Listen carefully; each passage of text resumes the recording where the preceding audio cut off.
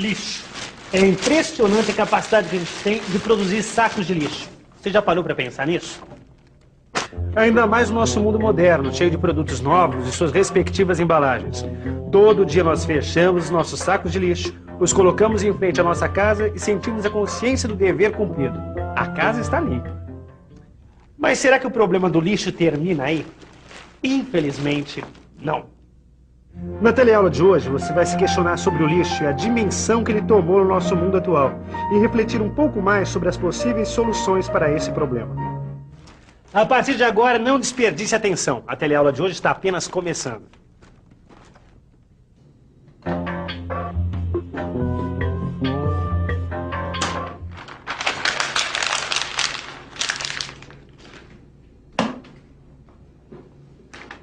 É, pra deixar aí mesmo, meu velho.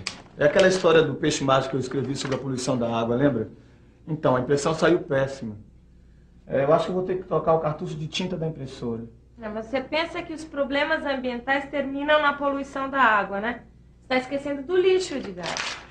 Mas é só uma folha de papel mesmo? É só uma folha de papel, mas depois você joga outra, depois mais outra e mais outra. E o cartucho de tinta? Você vai fazer o que com ele? Vai guardar de recordação? Bom, vou jogar no lixo também. Então, esse exatamente é o problema do lixo. Cada um de nós produz um pouquinho. Numa cidade com milhões de habitantes, chega uma hora que ninguém mais sabe o que fazer com tanto lixo. O senhor mora aqui há muito tempo? Há 58 anos. Este bairro aqui mudou muito? Consideravelmente. O bairro antigamente era tudo praticamente barro, a Silva Romero era barro, e hoje já está completamente diferente, já com asfalto, enfim, é como se fosse o dia e a noite, vai. O que mudou? Mudou o comércio, antigamente o comércio já era bem menos do que hoje, números de prédio que antigamente quase não existia, então hoje já o número de prédio, número de pessoas, quer dizer, então mesmo aqui a mudança foi considerável. Aumentou muito o número de pessoas? Demais, demais. Como que era antes? Antes era bem menos, né? Bem menos pessoas. Hoje tem bem mais pessoas. E a mesma coisa acontece na maioria dos bairros e das cidades. No mesmo espaço onde havia uma casa antiga que abrigava uma família, que tinha em média 6, 7 pessoas, foi construído um prédio de muitos andares, com dezenas de apartamentos e centenas de moradores. Isso por toda a cidade. Em outras palavras, a tendência urbana de crescimento é sempre a verticalização. E o que isso acarreta? O aumento da população no bairro. Aumenta também o número de carros, causando problemas no trânsito, aumenta o barulho e aumenta o lixo. Está dizendo aqui que o Brasil produz hoje em dia cerca de 90 mil toneladas de lixo por dia. 90 mil toneladas, dá para acreditar? Isso corresponde a 30 mil caminhões de lixo cheios. 30 mil caminhões? Mas o que a gente faz com tanto lixo? Bom, você já viu a loucura desenfreada de embalagens e produtos descartáveis que existem hoje em dia. E isso, sem dúvida, agrava muito esse problema. E será que esse lixo pode ser tratado? Está escrito aqui que grande parte desse lixo pode ser reciclado. E a outra parte é constituída por material orgânico que pode ser decomposto por micro-organismos. Bom, então está na hora da gente começar a pensar numa política séria de tratamento do lixo, né? Exato. O certo é sobrar uma quantidade mínima de lixo para ser enterrado ou incinerado. Mas hoje em dia, cerca de 88% de lixo é atirado nos lixões. 10% vai para os aterros sanitários. E só 2% só, dá para acreditar, é que é usado nas usinas de tratamento. Bom, eu gostaria de saber o que é que acontece com o lixo nesses lugares, né? E você? Não?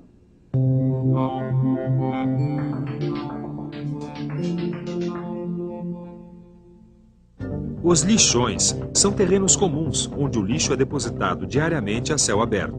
Seu maior problema é provocar a contaminação da água, do solo e do ar. A decomposição do lixo produz um líquido negro, altamente poluente, que penetra o solo, atinge as águas que saem das fontes e minas, enfim, as águas que bebemos. Essa decomposição também provoca a proliferação de animais que transmitem inúmeras doenças. o solo contaminado torna-se improdutivo, além de ser um grande desperdício ocupar esses enormes terrenos com lixo. Já os aterros sanitários são uma solução melhor do que os lixões, pois são áreas escolhidas com critério, isto é, em terrenos não produtivos e não localizados em áreas de preservação ambiental. Nestes aterros, o lixo é disposto em camadas, cobertas com terra ou argila e compactadas por tratores e esteiras. Depois de algum tempo, esse lixo é parcialmente decomposto por micro-organismos que se alimentam dele.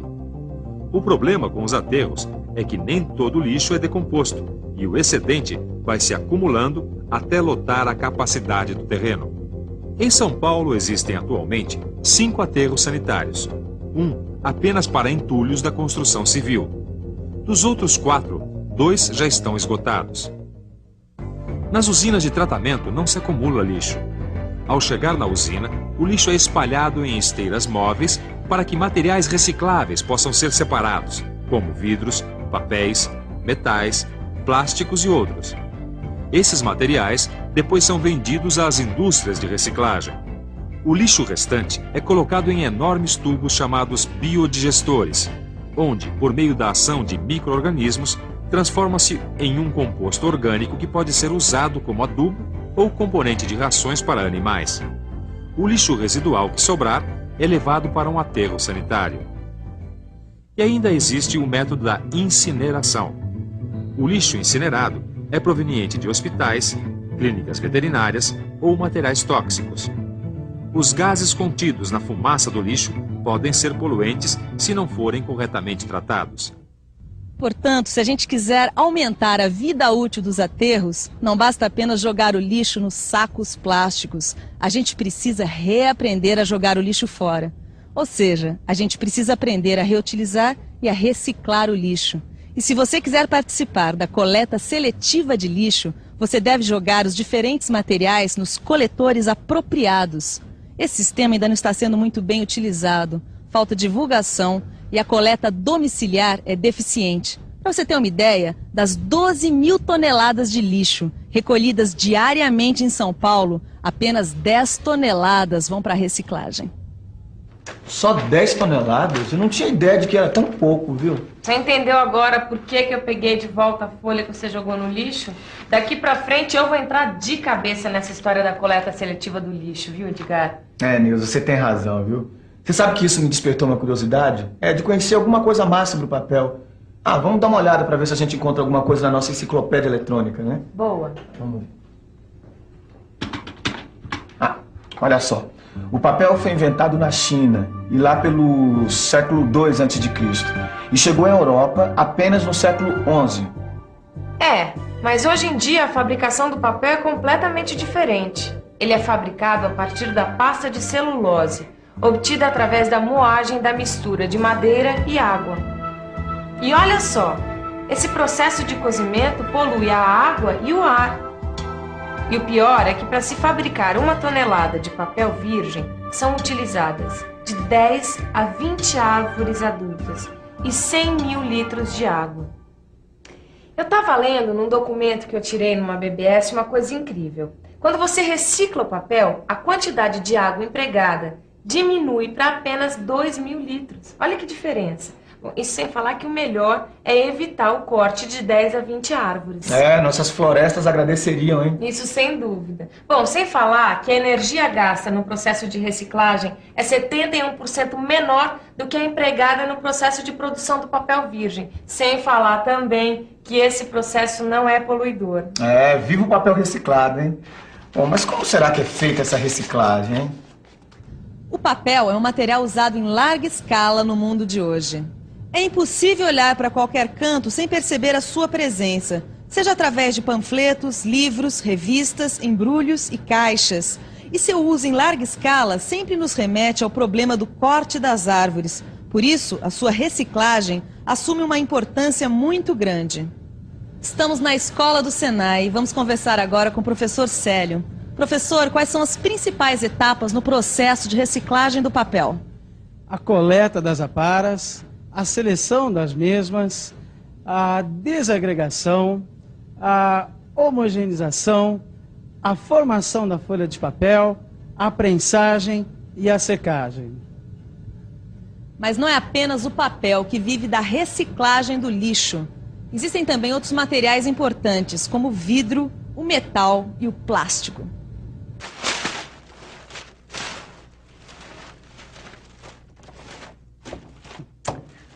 Há muito o que dizer sobre esses materiais, e você vai encontrar no seu livro de estudos uma descrição pormenorizada de cada um deles. Alguns deles, como o vidro e o metal, acompanham o homem há milênios, outros, como o plástico, são mais recentes.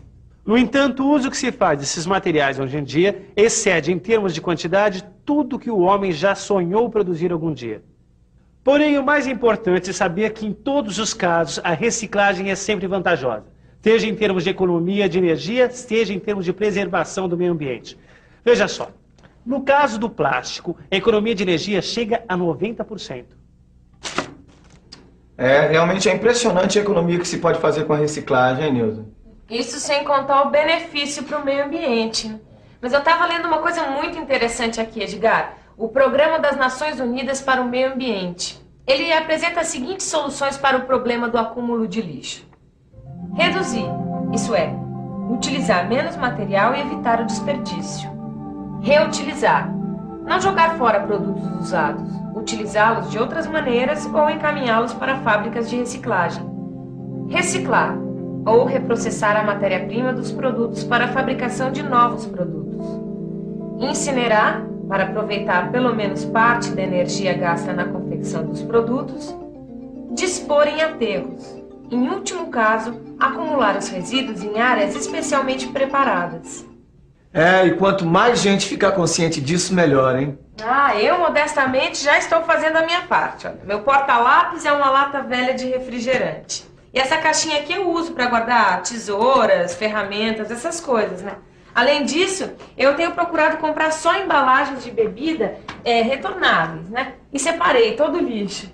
Eu também tenho uma hortinha no fundo de casa e eu estou usando cascas de frutas e folhas de legumes para adubar. Isso aí, Nilza. Isso é que é levar a coisa ao pé da letra, hein? E você? Não desperdice seu tempo não, hein? É hora de reciclar. Quero dizer, é hora de revisar tudo que a gente aprendeu na teleaula de hoje. E atenção, se liga aí que é a hora da revisão. Na teleaula de hoje, você constatou que o aumento da população urbana ocasionou um grande problema, o excesso de lixo. Conheceu também algumas formas de tratamento do lixo, seus defeitos e qualidades. Viu que a solução para esse problema passa sempre por um ponto, a reciclagem. Por fim, conheceu como é feita a reciclagem de um material muito utilizado no nosso dia a dia.